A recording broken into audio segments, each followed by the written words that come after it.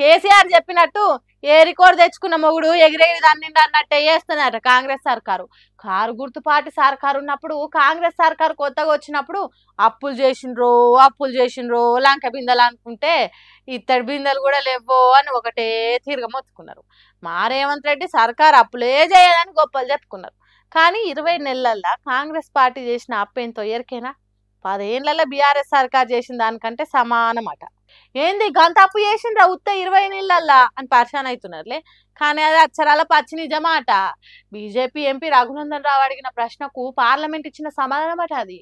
10 ఏళ్లలో కేసీఆర్ 2,80,000 కోట్ల అప్పు చేస్తే రేవంత్ రెడ్డి 20 నెలల్లో 2,20,000 కోట్లు చేసిండట. అంటే ఒక్క 60,000 కోట్లు తక్కువ బీఆర్ఎస్ సర్కార్ చేసిన అప్పుకు సమానం. అంతగానం అప్పు ఎందుకు చేసిండ్రు? తెచ్చిన అప్పును ఏం చేసిండ్రు అంటే ఏం తెలుస్తలేదు.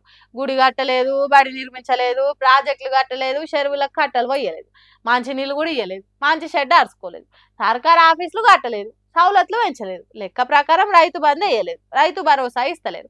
మరి ఏం చేసిండ్రు అంత అప్పును? ఎక్కడ చేసిండ్రు అప్పును?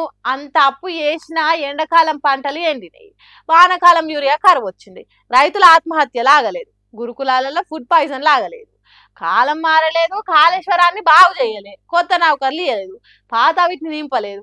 ఏం చేసినట్టు మరి అంత అప్పు అని అడుగుతున్నారు. 20 నెలలకే గంత అప్పు అంటే ఇంకా 40 నెలల్లో ఇంకెంత అప్పు చేస్తారు?